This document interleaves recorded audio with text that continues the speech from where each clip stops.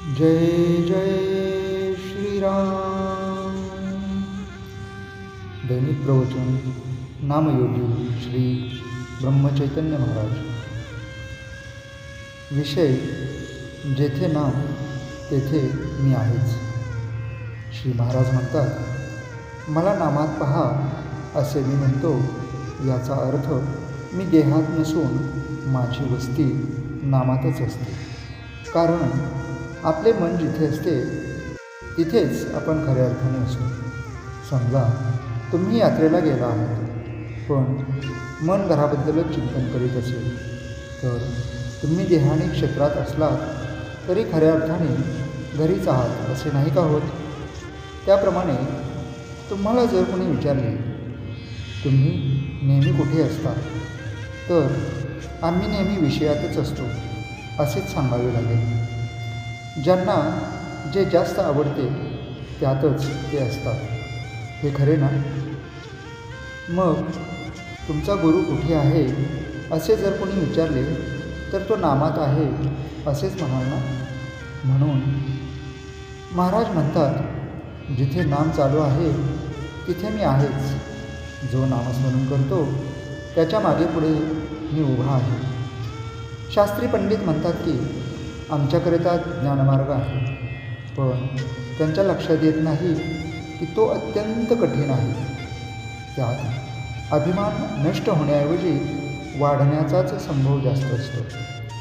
ब्रह्मसत्यम जगन्मिथ्या हे तत्त्व त्यांच्या बुद्धीला पटते, पण त्यांच्या अनुभवाला मात्र येत नाही। जग मिथ्या आहे असे ते म्हणतात, पण आपल्या देहाला मात्र सत्य मानतात। नुसत्या विचारांनी देहाचे मिथ्यत्व अनुभवाला येणे अत्यंत कठीण आहे।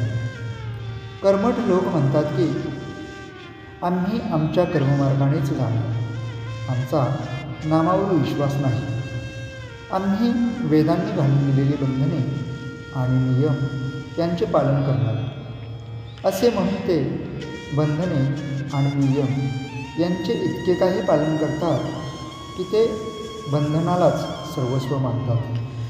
त्यांच्या हे लक्षात येत नाही की ईश्वर प्राप्ती हे साध्य असून बंधने आणि नियम हे साधनरूप आहे।